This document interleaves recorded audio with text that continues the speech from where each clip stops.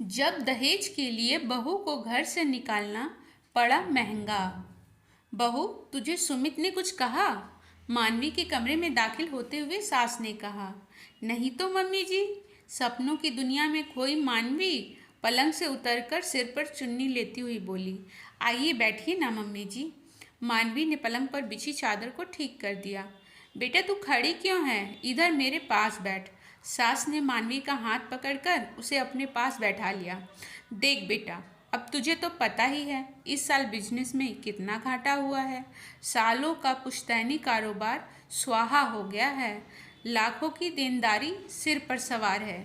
सूखी रोटी चल जाए वही बहुत है, पर कर्ज तो चुकाना ही पड़ेगा। सुमित के पापा भी बहुत बीमार रहने लगे हैं। मुझे उनकी हालत देखी नहीं जाती। सुमित भी बहुत टेंशन में रहने लगा है। देख बेटी, अगर तू अपने पिताजी से 2 लाख रुपए मांग ले तो वह एक बार फिर से कोशिश कर सकता है। सास ने सीधे सीधे शब्दों में स्पष्ट रूप से सब कुछ कह दिया। पर मम्मी जी, पापा पर तो पहले से ही 5 लाख का कर्ज है। अब भैया के गुजर जाने के बाद घर में कोई कमाने वाला भी नहीं है। पेंशन के पैसों से बड़ी मुश्किल से घर चल रहा है। मानवी की आंखों से आंसू बहने लगे। सब ढकोसला है क्या? मुझे नहीं पता कि जयपुर वाले घर का किराया भी आता है। सास को बिल्कुल भी दया नहीं आई। पर मम्मी जी, उसका तो केस चल रहा है। सारा किराया कोर्ट कचहरी के खर्चे और वकील की फीस में चला जाता है। मानवी ने सिसकते हुए कहा। मैं सब जानती हूँ बहू, मुझे ज़्यादा समझाने की ज़रूरत नहीं है। चल उठ, रुपए लेकर आ, नहीं तो तेरे लिए इस घर में कोई जगह नहीं है। वह मानवी को बाजू से पकड़कर घसीटते हुए दरवाजे तक ले आई। मैं कह रही हूँ मम्मी जी, पापा के पास रुपए नहीं हैं। मानवी ने गिड़गिड़ाते हुए सास के पैर पकड़ लिए। मुझे कुछ नहीं पता, चुपचाप रुपए लेकर आ।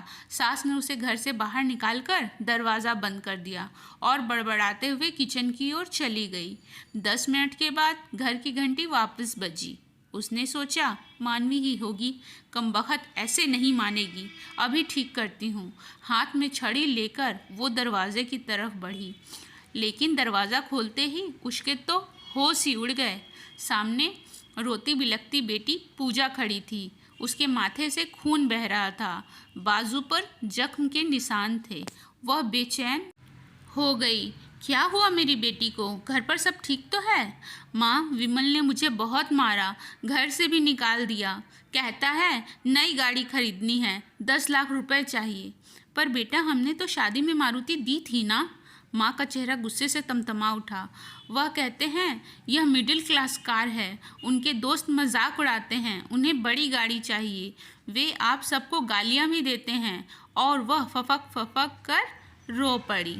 चुप हो जा मेरी बेटी, माँ ने उसे गले लगा लिया।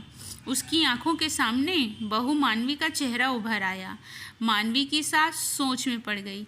जिस दुख और कष्ट की स्थिति में बहू और उसके घर वालों को डाला था, स्वयं भी उसी स्थिति में पाकर उन्हें बहू का दुख समझ में आया। 2 दिन तक लगातार मानवी के बारे में सोचती रही। फिर बेटी पूजा के साथ मिलकर एक निर्णय लिया। फिर मानवी को फ़ोन लगाया। उठाते ही बोली, बेटा। उस तरफ से सहमी सी आवाज़ में मानवी ने बोला, हाँ मम्मी जी। बेटी, अपने घर वापस आ जाओ। पिताजी से कोई रुपए लाने की ज़रूरत नहीं है। जो संकट हमारे परिवार पर आया है उसका सामना हम सब मिलकर करेंगे। पूजा, बेटी वापस घर आ गई है। उसने और मैंने मिलकर निर्णय लिया है कि तुम दोनों को अच्छी सिलाई आती है और मैं कशीदाकारी का काम जानती हूँ। गहने बेचकर हम छोटा मोटा काम तो शुरू कर ही सकते हैं। मुझे माफ़ कर दे बेटा। जीवन में इस तरह के उतार चढ़ाव तो आते ही रहते हैं, पर अगर हम सब साथ मिलकर मुकाबला करेंगे तो इस स्थिति से भी निकल जाएंगे।